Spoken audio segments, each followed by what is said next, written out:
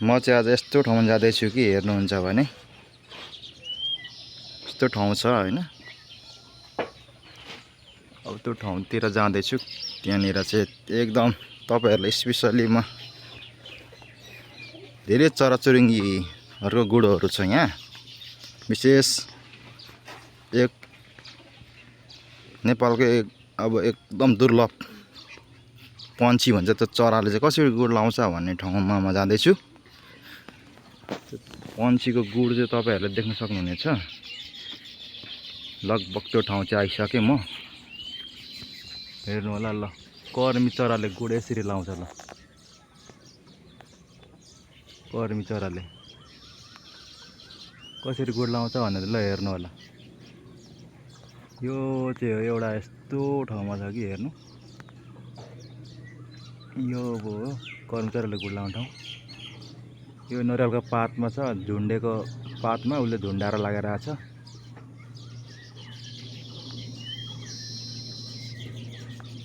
कर्मी चरा पनि त्यहाँ छ, एउटा छ चरा, थुप्रो छ।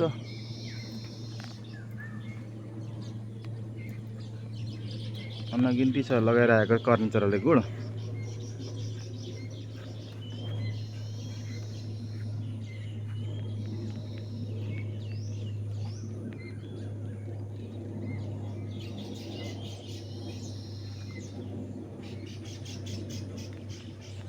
हरेक प्रकारको चराहरूले यहाँ गुड लगाइरहेछ। गुडहरू गौँथली पनि छ, पाडे गौँथली।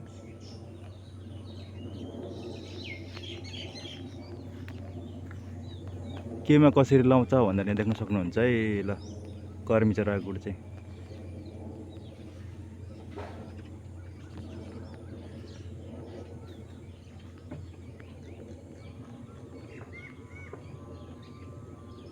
ल हेर्नु, झुन्डेको सबै कर्मी चराको गुड हो। सबै झुन्डेकोहरू।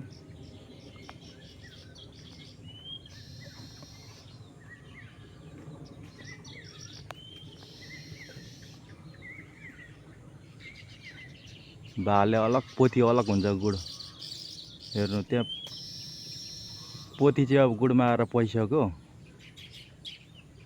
पोथीको अलग हुन्छ, भालेको अलग हुन्छ।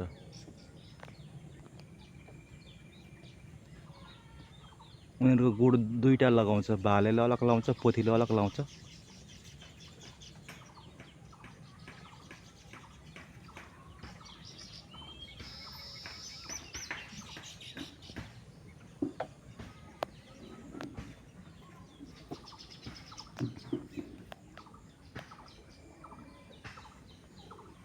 कसरी केमा लाउँछ भनेर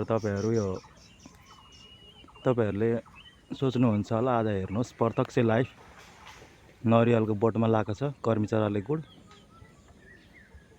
साह्रै दामी गरी लाउँछ गुड चाहिँ, साह्रै राम्रो हुन्छ। अति मेहनत गर्छ, धेरै मेहनत, सङ्घर्ष धेरै।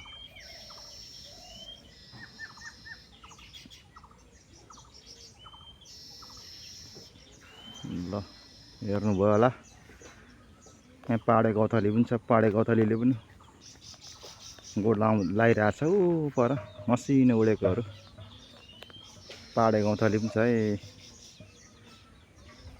पाहाडमा लाउने गौँथलीले पनि यहाँ गुड लगाएको छ।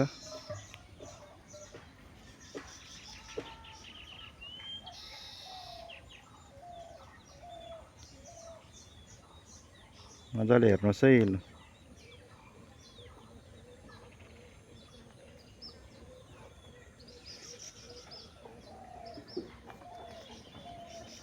पाडे गौँथली पनि उडेर आयो है। गौँथली, पाडे गौँथली चाहिँ फास्ट उड्छ एकदमै। हस्, तपाईहरुलाई मैले आज चाहिँ गौँथलीको गुड चाहिँ देखाइन, गौँथली चरा चाहिँ देखाएँ। त्यो फास्ट उड्ने गौँथली चरा हो। अनि यता कर्मी चरा, कर्मी चराले कसरी गुड लाउँछ भन्ने यहाँ देखाइसकेँ तपाईलाई मैले। पुरै यो